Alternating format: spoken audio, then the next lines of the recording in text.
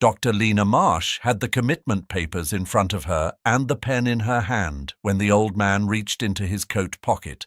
She almost kept writing.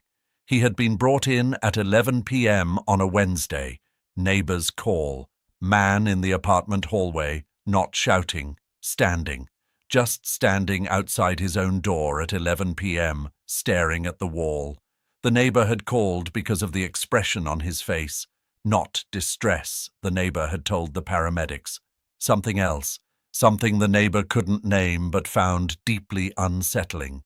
The paramedics had found him cooperative and oriented. He had walked with them willingly. He had answered their questions. He had not resisted. He had sat in the emergency bay for 2 hours while the intake process moved around him and had said almost nothing. He was 78 years old. His name on the intake form was Thomas Veen. No prior psychiatric history, no medications, no identified next of kin. Lena had conducted the evaluation carefully. She was 31 years old and had been a psychiatric resident for 3 years, and she was at the stage of her training where she was careful because she was still building the specific kind of confidence that came from accumulated experience rather than from rules. She asked the right questions. She listened to the answers. She assessed his thought organization, his orientation, his affect, his reality testing. He was oriented. His thought organization was intact. His affect was unusual, flat in a way that was not the flatness of depression or the flatness of psychosis, but something else. The flatness of a person who has made a decision and is now inside it. When she asked him why he had been standing in the hallway, he said, "I was waiting." When she asked what he was waiting for, he said, "The right moment." When she asked him to clarify, he said nothing. She had asked other questions. He had answered some of them. When she asked about his history, his work, his life before the apartment on the 4th floor, he said only, "I've been in this city for 30 years. Before that doesn't matter." She had noted it. She had continued. At the end of 40 minutes, she had formed her assessment. The combination of the unusual behavior, the minimal history, the guarded communication, the affect, the neighbor's description, taken together, they supported a short-term hold for observation and further evaluation. She had reached for the pen. He reached into his coat pocket. He placed a single photograph on the desk between them. Face down. He said, "Before you write anything, turn it over." She almost didn't. She had a cue. The evaluation was complete. But something in the way he placed it, both hands, careful, deliberate, the motion of someone setting down something fragile, made her set the pen down. She turned the photograph over. It was a hospital photograph, the kind taken for institutional records. Plain background, direct lighting, the subject looking at the camera with the composed expression of someone who understands this is a formal document. A man, perhaps 45 years old, in a white coat, dark hair, sharp features. Below the photograph, in the plain black text of an institutional label, Dr. Richard Veen, Chief of Psychiatry, 1987-1993. Lena looked at the photograph. She looked at the old man across the desk, at the 78-year-old face, at the eyes. The eyes were the same. She said, "Where did you get this?" The old man said, "It was taken here, in this hospital, 30 years ago." She said, "That's not possible. Dr. Veen died in 1993. He said, "I know what the record says." And then he said something that made Lena Marsh set the pen down entirely and sit very still and understand that the evaluation she thought she had completed had not, in fact, begun. He said, "I wrote the record." What happened in the following 3 hours would be described by the attending supervisor, Dr. Caroline Fisk, as the most significant night in the hospital's institutional history since its founding. What happened in the following 3 months would reopen a 30-year-old case that nobody had known was closed. And the resident who had almost signed commitment papers for a man who turned out to be the person whose photograph was on the wall of the hospital's memorial corridor would spend the rest of her career telling the story of the moment she turned a photograph over before she concluded. Who was Thomas Veen? And what had he done in 1993 that required him to disappear from his own life? Drop your city in the comments. And if you believe that some people give up everything to protect what they know, subscribe.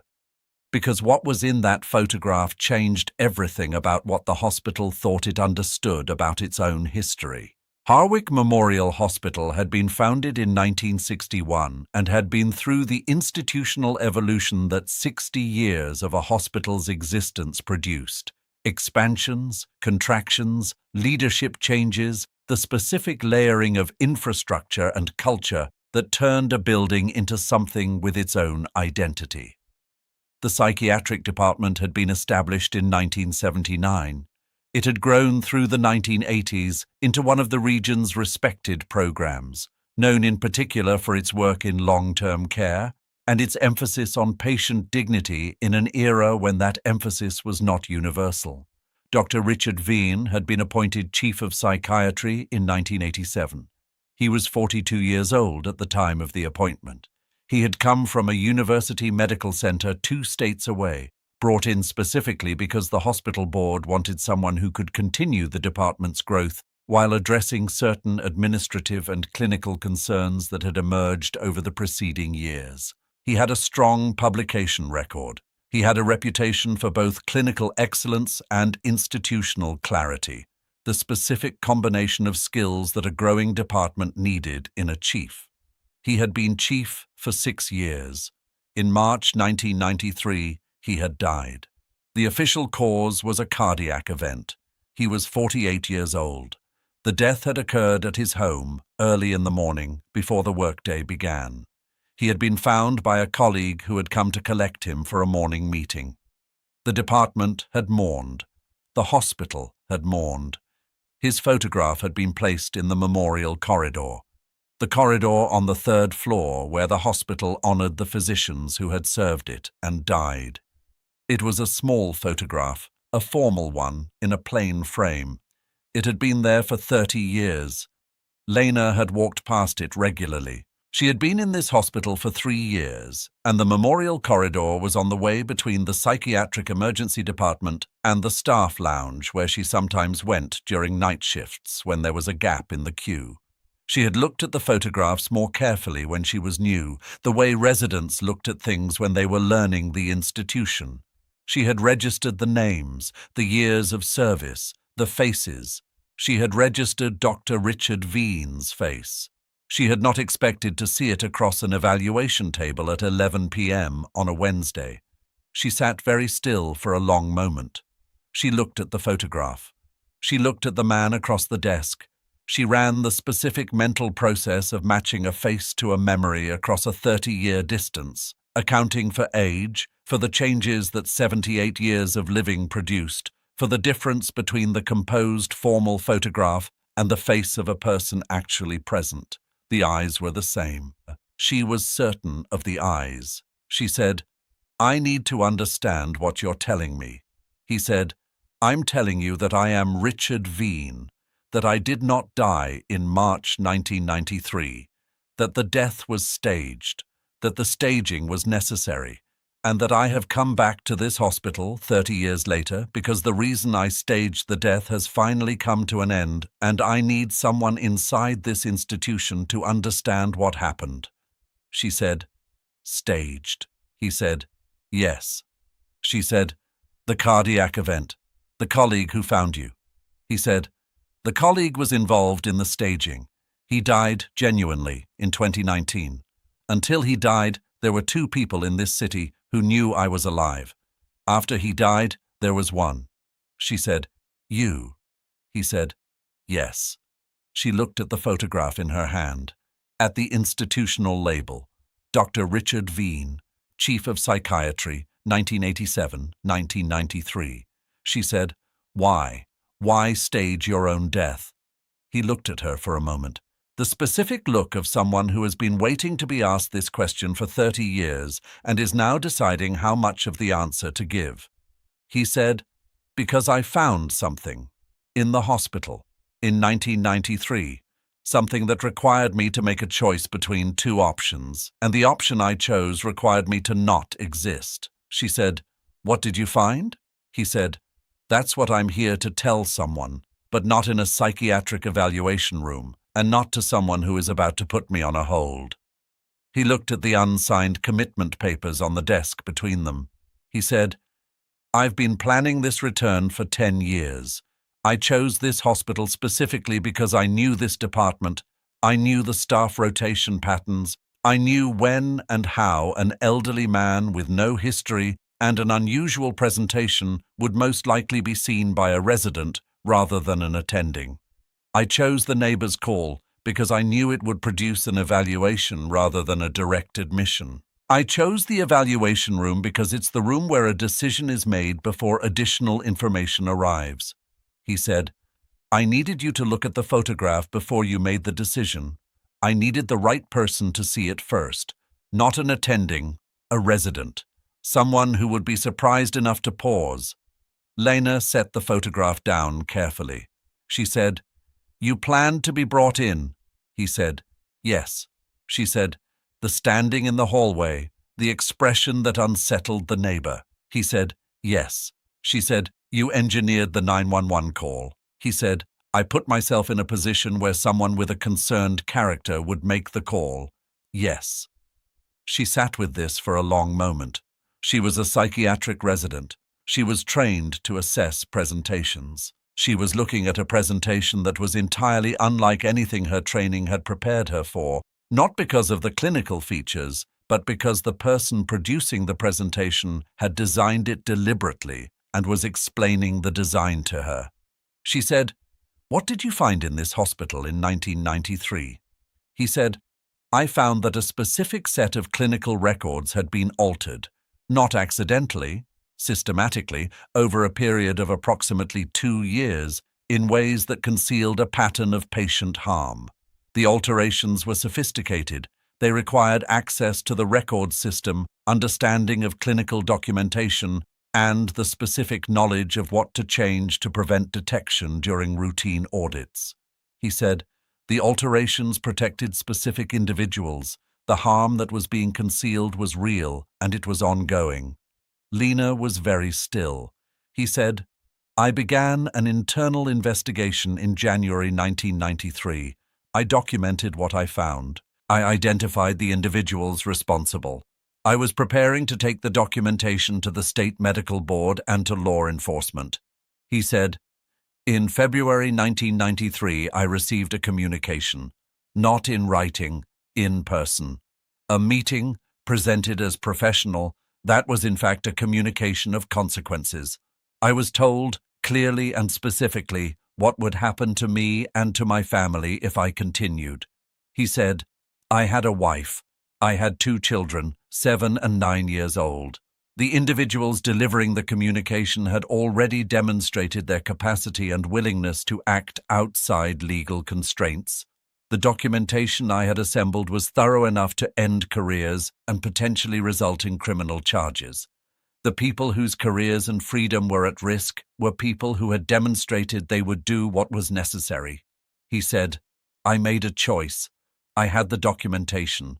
I had assembled it carefully. I could not personally deliver it to the authorities without exposing myself and my family to the consequences that had been communicated. So I arranged for myself to no longer exist. And I arranged for the documentation to be placed where it would survive my non-existence." He said, 30 years later, the people involved are dead or incapacitated or beyond the reach of the original threat. The documentation is still where I placed it, and I am here." Lena looked at the man across the desk, at the 78-year-old face that matched the 48-year-old face in the photograph with the specific certainty of someone who has been trained to match faces and is matching this one correctly. She put the pen down. She said, "I need to call my attending." Dr. Caroline Fisk had been the attending supervising the psychiatric emergency department for 16 years. She was 54 years old, deliberate in her movements and her speech, The kind of physician who communicated by removing everything unnecessary from what she said and leaving only what was required. She arrived in the evaluation room 6 minutes after Lena's call. She looked at the photograph on the desk. She looked at the man across the desk. She performed the same mental matching process that Lena had performed and arrived at the same conclusion with the same quality of certainty. She said, "I'm going to ask you one question and I need a direct answer." He said, "Yes." She said, "The documentation, where is it?" He said, "In this building." The room was completely silent. Fisk said, "Where in this building?" He said, "In a location that has been undisturbed for 30 years, because it's a location that nobody looks at. I placed it there in February 1993, 3 weeks before my death. I've had 30 years to confirm, through available means, that it's still there." Fisk said, "What available means?" He said, "Periodically, over 30 years, I've been in this building, not as Thomas Veen, as various maintenance contractors, delivery personnel, a patient's family member on 2 occasions. The location I chose is not locked. It's simply not visited. I've confirmed the documentation is intact on 4 separate occasions since 1993. Lena thought about this, about a man who had staged his own death, become Thomas Veen, and spent 30 years periodically returning to the building where he had been Dr. Richard Veen, checking on documentation he had hidden, waiting for the right moment to surface it. She said, "Your family, your wife and children." He said, "My wife died in 2011. Cancer. I was not able to attend the funeral. My children are adults now. They believe their father died in 1993. They have built their lives on that belief. What I tell them, and when, and how, is one of the things I need to work out in the coming months." He said, "I've been alone with this for 30 years. I've been alone with the knowledge of what I found and what I did and what it cost. I'm 78 years old and I'm not going to die alone with it." Fisk looked at the photograph. Then she looked at Lena. She said, "Call the hospital administrator on call. Tell them I need them in this room in 15 minutes. Don't tell them why." Then she called someone herself, a number she found in her phone after scrolling for a moment, the number of someone she had not called in several years but whose number she had kept. Lena heard her in the corridor. "I need you to come to Harwick Memorial tonight. I can't explain why over the phone, but it's important, and I need you to trust me on that." Whoever she called came. The administrator on call was a man named Gerald Park, 50 years old, 17 years with the hospital, the specific quality of someone who managed institutional crises with the practiced efficiency of someone who had managed many of them. He had the bearing of someone who had learned to move quickly through alarming information without being stopped by the alarm of it. He arrived in the evaluation room in 11 minutes. He looked at the photograph on the desk. He looked at Thomas Veen. He looked at Fisk. He did the same mental matching that Lena and Fisk had done and arrived at the same place with the same quality of certainty. He was quiet for a long moment. The room held the specific silence of an institutional crisis in its first moments, the silence before the machinery of response begins to move. Then he said, "Is this what I think it is?" Fisk said, "I believe so." Park said, "We need legal counsel. We need risk management. We need," Fisk said, "we need to find the documentation first, before we do anything else." Park said, "Where is it?" Thomas Veen said, "I'll show you, but I need an agreement first." Park said, "What kind of agreement?" He said, "I need assurance that what I'm about to give this institution will be used to address what happened in 1993, not to protect the institution's liability position, not to manage the story, to address what happened to the patients." He said, "I staged my death and lived under a false identity for 30 years because I believed it was the only way to protect the documentation until the time came to use it. I'm not going to hand it over to be buried a second time." Park was quiet for a moment. He said, "The patients. How many? Thomas said, "The documentation covers 47 specific cases over a 2-year period. There may be others I wasn't able to identify. Some of the 47 will be deceased by now. Others may be alive and unaware of what was done to them and why." 47. The room absorbed this number. Park said, "I can't make institutional commitments without the board and legal counsel and—" Thomas said, "I understand the institutional constraints. I was chief of this department. I know how these decisions are made." He said, "I'm not asking for a formal agreement tonight. I'm asking for your word, personally, that the documentation will be used to address what happened to those patients and not to protect this hospital from the consequences of what happened to them." Park looked at him for a long moment. At the 78-year-old man who had been 48 years old in the photograph on the third-floor corridor. At the 30-year absence that had ended in an evaluation room at 11 p.m. on a Wednesday. He said, "You have my word." Thomas stood up. He said, "Then take me to the third floor." The location was a maintenance space at the far end of the third floor's east corridor. Not a locked room. A space behind a false panel in what appeared to be a utility closet, accessible if you knew to look for the panel and knew how to move it. Thomas had placed it there in February 1993 because he had known the building well. He had been chief of psychiatry for 6 years. He had known which spaces were visited and which were passed. He had known the maintenance cycles, the cleaning schedules, the renovation plans that were active and the ones that were perpetually deferred. He had known that the East Corridor's utility closet was the kind of space that facilities personnel entered once or twice a year for specific purposes and never examined beyond those purposes. Nobody had been specifically looking for a false panel in a utility closet for 30 years. No renovation had reached that section of the corridor. The building's infrastructure in that wing was stable and unglamorous and had been managed through replacement of specific components rather than comprehensive renovation. The false panel had sat behind a wall of standard institutional paint, in a closet that smelled of old cleaning supplies and indifference for 3 decades. He found it the way he had left it, undisturbed. The false panel yielded to his hands with the specific ease of something that has not been moved in a very long time but was built to move. Behind it, wrapped in oilcloth, secured with tape that had dried and stiffened but held, was a sealed metal container, approximately the size of a large document box, the kind of container sold for archival preservation, fireproof, waterproof, designed to protect paper documents in conditions that would destroy them otherwise. Thomas lifted it out. He set it on the floor of the corridor. He looked at it for a moment. He said, "I put this here when I was 48 years old." Nobody responded.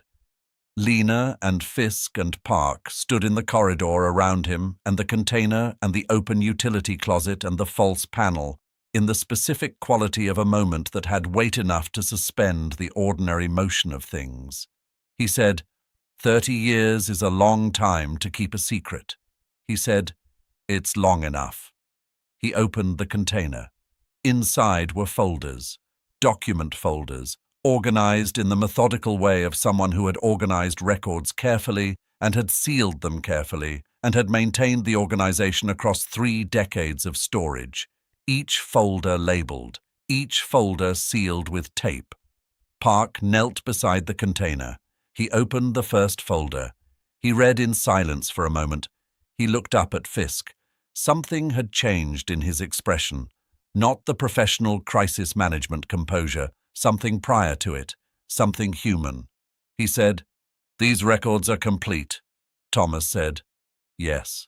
He said, "You documented everything." Thomas said, "I documented what I found. I documented how I found it. I documented the individuals responsible and the nature of their involvement. I documented the patients affected and the specific nature of the harm. I documented my internal investigation and the communication I received in February 1993. He said, I documented all of it because I knew that someday someone would need to use it. And I knew that documentation that wasn't thorough would be challenged and dismissed and managed. I needed it to be unchallengeable. Park held a folder in his hands and looked at the man who had placed it in a false panel maintenance space 30 years ago and had lived as Thomas Veen ever since, so that the folder would still be there when someone needed it. He said, "What do you need from us?" Thomas said, "I need a lawyer. Not the hospital's lawyer, my own. I need someone to explain to my children what happened and why. I need the patients in those folders, the ones who are still alive, to be found and told what was done to them." He said, "And I need whoever is responsible for the memorial corridor on this floor to take down the photograph." He said that last part with the specific quality of someone who has found a quiet and specific humor in the strangeness of a situation that contains almost nothing else that is quiet or humorous. Fisk looked at him. Then she almost smiled. Lena was not part of what happened over the following weeks in any official capacity. She was a resident. She was not in the chain of institutional decision-making that followed the discovery of the documentation. She was not briefed on the specifics of the legal process or the patient notifications or the investigation into the 1993 events that the documentation made possible. She received the information she was cleared to receive, and she understood the rest was outside her access. But she thought about it. She thought about it the way that people think about things that have changed how they see the work they are doing. Not obsessively, not to the exclusion of the work, but persistently, in the background of the daily practice, like a new reference point against which other things were measured. She thought about the 40 minutes in the evaluation room, about the assessment she had formed carefully and methodically using the tools she had been trained to use, and arriving at a reasonable conclusion based on the available information. The conclusion was not wrong in the clinical sense. The presentation, assessed on its visible features, supported the decision she had been moving toward. It was incomplete. The 40 minutes had produced an accurate picture of the visible surface and an incorrect picture of what was underneath. She thought about the residue, the flatness of affect that Fisk had identified as the unresolved thing. The flatness that was not the flatness of illness, but the flatness of a decision. She had noticed it. She had noted it in the professional way of noting things that are unusual and filing them in the assessment without knowing what to do with them. He had seen her notice it. He had been watching her assessment with the specific attention of someone who had been in evaluation rooms before, who had conducted evaluations himself, who understood the machinery of clinical assessment from the inside. He had been watching for the residue, the thing that didn't quite fit, the thing she hadn't resolved. When he saw it, he had placed the photograph on the desk. She thought about this exchange, not between two strangers in a room, but between two practitioners of the same discipline, one retired for 30 years and one 3 years in, reading each other across a desk. He had read her assessment. She had read his placement of the photograph. She had turned it over. The turn was the thing. The small, physical act of choosing to look before concluding. Not because she knew what she would find, not because she had any information about what the photograph might contain, because a person with pale, steady eyes had placed something face down on a desk with both hands and had said, "Before you write anything, turn it over." And she had turned it over. She asked Fisk about it a week later. She sat in Fisk's office at the end of a shift and asked the question she had been thinking about for 7 days. She said, "How do you keep it? The ability to turn things over before you conclude. The longer you do this work, the more the efficiency becomes automatic. The faster the conclusion forms. How do you keep the pause?" Fisk was quiet for a moment. She was looking at the window of her office, at the hospital wing visible through it. She said, "You don't keep it the way you keep a tool in a drawer. You practice it the way you practice other clinical skills, deliberately, repeatedly, in situations where the stakes are lower so that the habit is there when the stakes are higher." She said, Every evaluation, before you reach for the pen, you find the thing that isn't fully resolved. Not the dramatic, unresolved thing, the small one. The thing that fits the assessment, but not quite perfectly. The thing you noticed and filed. You hold it open for 30 seconds longer than feels necessary. Most of the time, nothing comes of it. The assessment stands. But the practice of holding it open, that's what makes the pause available. She said, "He chose you because you were 3 years in, close enough to uncertainty that the pause was still natural. He was counting on that." Lena said, "He was counting on a lot." Fisk said, "He had 30 years to plan. A lot of planning produces a lot of contingencies." She said, "The specific thing he was counting on, that a resident would be surprised enough to pause, that's a comment on experience, on what experience does to the pause." Fisk said, "Yes, experience closes conclusions faster. That's mostly adaptive. Mostly. The cases where it isn't are rare. But when they occur—" She didn't finish the sentence. She didn't need to. Lena sat with it for a moment, with the idea that the thing that made her a good resident in 3 years would, in time, become the thing that threatened the pause, and that maintaining the pause across a long career required something specific, not the uncertainty of inexperience, but the deliberate practice of someone who had learned to use uncertainty as a tool. She said, "I'm going to keep practicing it." Fisk said, "Good, and remember what you learned on that Wednesday night. Not the specific case, the principle, the face-down photograph, the deliberate placement, the moment before the pen." She said, "Before you write anything, turn it over." Fisk said, "Yes, that." Thomas Veen, Dr. Richard Veen, stayed in the city. He did not go back to the apartment on the 4th floor.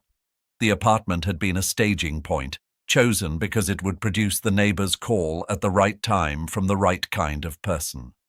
He had lived in the city under the name Thomas Veen for 11 years, not the entirety of the 30 years, which he had spent in various locations at various distances from Harwick Memorial, returning periodically, maintaining the patient waiting that his plan required. He had come back to the city a decade ago because the last of the people who had delivered the 1993 communication was elderly and ill and no longer capable of the specific kind of harm they had once been capable of.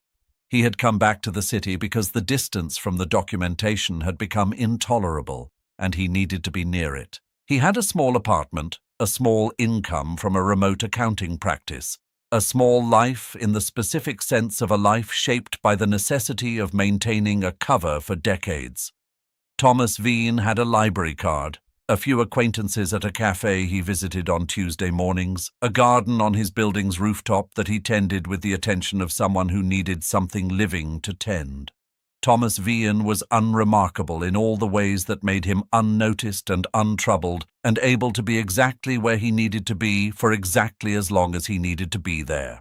Dr. Richard Veen, inside Thomas Veen, had kept the records, had maintained the documentation in memory even when the physical documentation was inaccessible, had followed the institutional news of Harwick Memorial at a distance, tracking leadership changes and renovation plans and the specific institutional events that might disturb a false panel in a utility closet on the 3rd floor's east corridor, had waited. Lena thought about this when she learned more of the details over the following weeks. About the specific discipline of the waiting, about choosing, at 48 years old, to give up everything that constituted your life. Your career, your name, your presence in your children's lives, your ability to grieve the things you were giving up, and then maintaining the new life carefully for 30 years. Maintaining the cover not as a performance, but as a genuine inhabitation. Becoming Thomas Veen thoroughly enough that nobody who encountered Thomas Veen found anything in him that didn't belong, and underneath that, the original person. The original knowledge, the original obligation to 47 patients whose records had been altered in ways that concealed real harm, carried for 30 years in the body of a man who could not be found to be carrying it. He met with his children in April. Lena learned about this through Fisk, who was in contact with the hospital's legal counsel, who was in contact with the process. It had been, by all accounts, a conversation that required more than one meeting to complete and more than 1 month to begin to absorb. His children were adults, 51 and 49 years old, who had built their lives on the fact of their father's death in 1993. The reconstruction that the truth required was not simple and was not going to become simple quickly, but it had begun. The beginning was the thing that 30 years had been working toward. Thomas had said, in the evaluation room, that what he couldn't live with was the alternative. The alternative was the documentation disappearing and the harm to those 47 patients remaining unaddressed. The alternative was 30 years of knowing what he knew and having done nothing with it. Lena thought about this formulation, about the specific calculation at the center of the 1993 decision. He had weighed his presence in his children's lives against 47 patients whose records had been altered to conceal real harm.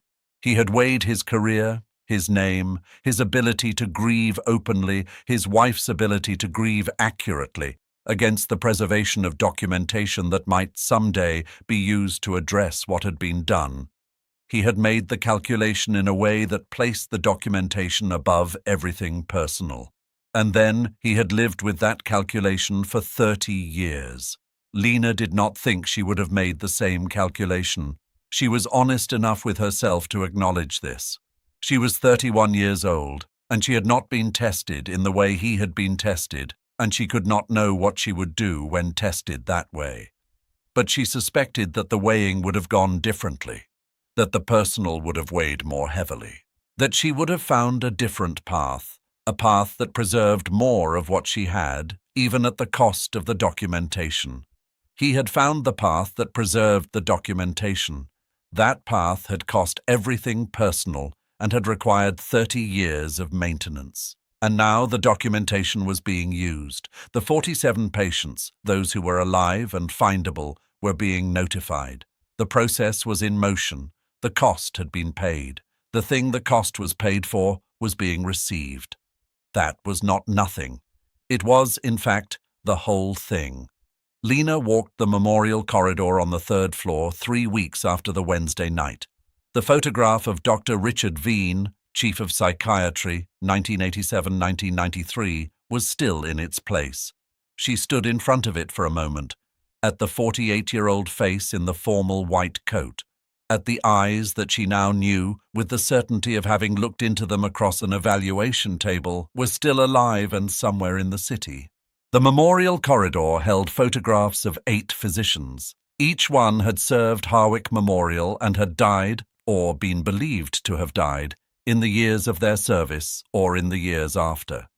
Each photograph was accompanied by a date range and sometimes a brief notation about their role or contribution. The corridor was not heavily trafficked, but it was not empty either. Residents walked it on their way to the staff lounge. Attendings walked it on their way to and from meetings. The families of patients sometimes found themselves on the 3rd floor and paused to look at the photographs. 8 physicians, 7 of whom were genuinely dead. One of whom had, for 30 years, walked past his own photograph in various disguises, checking on a metal container in a maintenance space 12 feet from where the photograph hung. She thought about the audacity of that, the specific nerve required, not the dramatic nerve of a person performing a dangerous act. The quiet nerve of a person doing something ordinary in proximity to something extraordinary and maintaining at all times the composure of someone for whom the ordinary is all that is happening. She thought about his expression in the evaluation room, the flatness she had noted, the decision. He had been 48 feet from the documentation that night. He had been in the building where he had been Dr. Richard Veen, in a room where he would be assessed by someone he had chosen for the specific quality of her attention, about to find out whether 30 years of careful planning had produced the moment he had been planning for. The flatness was composure. The composure was 30 years deep. She had noticed it. She had not known what it was. She had turned a photograph over and found out. She looked at the photograph in the corridor for another moment. At the institutional label, Dr. Richard Veen, Chief of Psychiatry, 1987-1993. She thought about what it meant to stand in a corridor looking at your own memorial, to see your name among the honored dead, to know that the institution that honored you was using your death to conceal, perhaps without knowing it was concealing, the harm that had driven you to your death. She thought about the documentation in the metal container, about the 47 folders, each one a patient, each one a record of harm and its concealment. About the 30 years those folders had waited in a maintenance space on a floor where they had been, in a sense, the most important thing in the building. The corridor was quiet. The other photographs looked out. The names on the plaques were names of people who were genuinely gone. She went back to work. She had a full queue. She had cases waiting. The psychiatric emergency department was continuous in the way of all emergency departments. It did not pause for the significance of recent events. It received what arrived, and it assessed what it received, and it moved to the next case. She moved to the next case. Before she reached for the pen, she held the unresolved thing a little longer. The thing that didn't quite fit. The small residue of not settled. She turned things over before she concluded. She had learned to do this in one Wednesday night, and she was going to keep doing it for the rest of her career. Not as a rule imposed from outside, as a practice she had chosen, rooted in a specific memory. A face-down photograph on a desk, placed with both hands, carefully, deliberately. Before you write anything, turn it over. She turned it over. She always would. The documentation from the metal container produced over the following year the specific sequence of institutional, legal, and human events that 30 years of careful preservation had been designed to produce. The State Medical Board opened an investigation. Law enforcement opened a parallel investigation. The individuals named in the documentation were, without exception, either deceased or in the final stages of age-related illness. The 30 years had done their work in that direction too. The legal proceedings were complex, and the outcomes were shaped by the passage of time in ways that could not be entirely compensated for. But the record was corrected. The patients who were alive and findable were notified. The hospital publicly acknowledged the 1993 events in terms that were carefully worded and institutional in their restraint, but which said in the end what needed to be said. Thomas Veen, Dr. Richard Veen, participated in the process as a witness and as the primary source of the documentation's context. He gave his testimony carefully and completely. He answered every question he was asked. He offered additional context when the context was needed.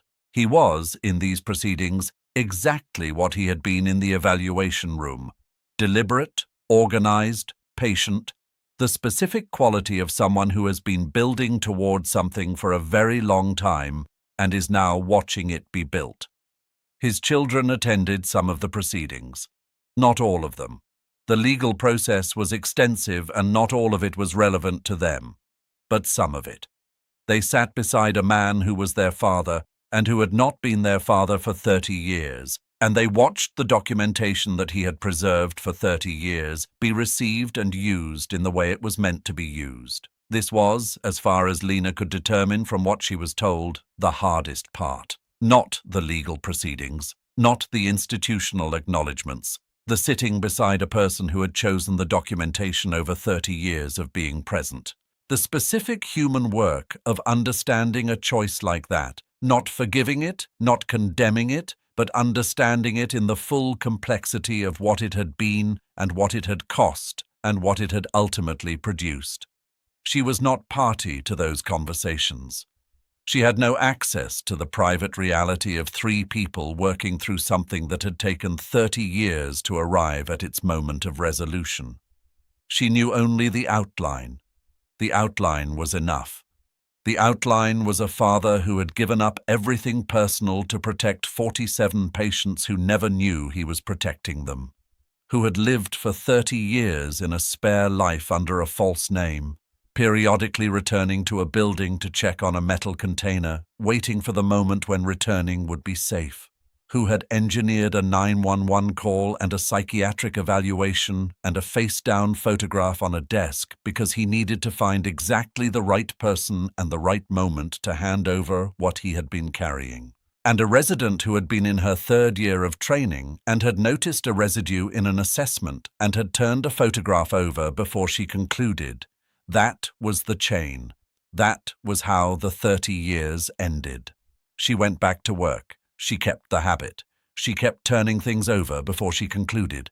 She always would.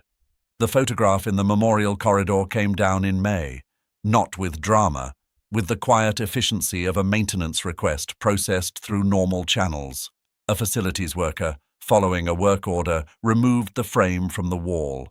The space where it had been was slightly lighter than the wall around it, a rectangle of less faded paint that would itself fade over time until there was no visible record of where the photograph had been. The hospital's communications team issued a brief internal statement acknowledging that a historical personnel matter from 1993 was under review and that staff would be updated as appropriate. The statement was careful in the way of institutional statements about sensitive matters, accurate in what it said and silent about most of what it did not say. Lena read the statement. She thought about the space on the wall where the photograph had been, about the 30 years it had hung there, the formal face looking out at the residents and nurses and attendings and patients' families who walked the corridor on their way to somewhere else, about all the people who had passed it without knowing what the face knew, about all the people who had read the label, Dr. Richard Veen, Chief of Psychiatry, 1987-1993, and understood it as what it appeared to be rather than what it was. She thought about him walking past it, 4 times in 30 years, in maintenance worker clothes or in the clothes of a patient's family member, walking the corridor where his own memorial hung, his face 7 feet away from its 30 years younger version behind glass and frame, checking on the container, confirming the documentation was intact, walking back out, the nerve of it, the sheer, quiet, 30 years deep nerve of it, and also, she thought, the cost of it, the thing it required to walk past your own memorial, to see your name among the honored dead, to understand that the institution was honoring you in good faith, that the colleagues who had placed the photograph there had genuinely mourned, that the grief for Dr. Richard Veen had been real, and to carry that knowledge in the body of Thomas Veen, who could receive none of it.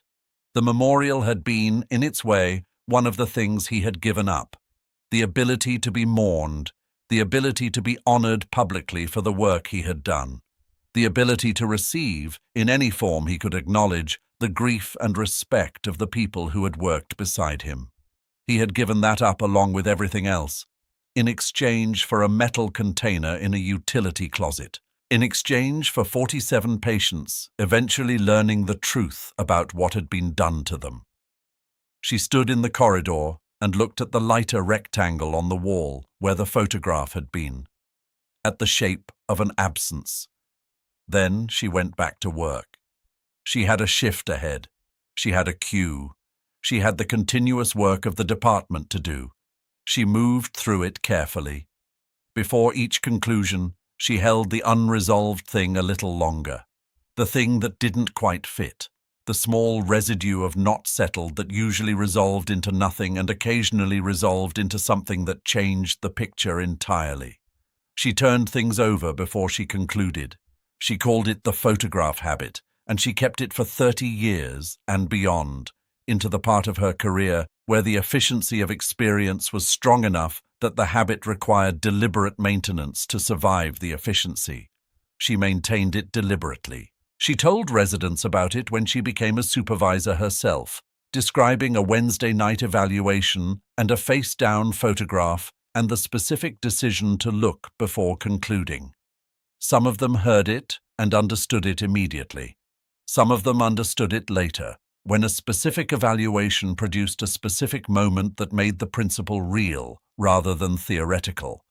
Some of them, she supposed, never fully understood it. That was the nature of this kind of knowledge. It transmitted imperfectly, unevenly, at the pace that each person was ready to receive it. She kept transmitting. She kept the habit. She kept turning things over. She always would. She thought about the Wednesday night often in the years that followed. Not as a story, she told herself, as a reference point, a fixed coordinate against which she measured things. When she was in an evaluation room and the assessment was formed and the pen was in her hand, she thought about the face-down photograph, about the deliberate placement, about the two hands and the careful descent. She thought, is there something face down on this desk that I haven't turned over yet? Most of the time, no. Most of the time the desk was clear, and the assessment was complete, and the pen was the right next step, and the conclusion was accurate. But the question itself, the habit of asking it, had a value independent of what it produced. It kept something open that experience tended to close. It maintained a small space of uncertainty in the machinery of assessment, not enough uncertainty to impede the work, not enough to slow the queue below the pace the department required. Just enough to turn things over before concluding. She became, in time, an attending, then a supervisor, then the director of psychiatric emergency services at Harwick Memorial, which was a promotion she had not sought, and which arrived because the people who made such decisions had watched how she worked and found what they were looking for. When new residents came through the department, she told them about a Wednesday night evaluation. She described the old man's face and the way he placed the photograph and the 15-second window between the pen and the paper. She described turning the photograph over. She told them, the face-down photograph is not always a literal photograph. Sometimes it is something said quietly at the end of a statement. Sometimes it is a small physical object produced at a specific moment. Sometimes it is a silence that arrives where speech was expected. Sometimes it is nothing visible at all, just a quality in the assessment that hasn't fully settled, a residue of not resolved that your training is telling you to override. She told them, don't override it. Hold it open, turn it over. She told them, most of the time you will turn it over and find nothing on the other side. The residue will resolve into a pattern you already knew. The assessment will be confirmed. The pen will go to the paper. But occasionally, not often, not predictably, not on any schedule you can plan for, you will turn it over and everything will change. She said, that is the moment the work is for. Every case before it is preparation. Every case after it is memory. In that moment, the thing you have been building, the tolerance for uncertainty, the practice of pausing, the habit of looking, is what determines what happens next. She said, build it now, before you need it. She said, turn things over before you conclude. They listened. Some of them heard it immediately. Some of them heard it later, in their own evaluation rooms, with their own face-down photographs and their own moments of choosing to pause. Some of them perhaps never heard it fully. She kept saying it. She kept the habit. She turned things over. She always would.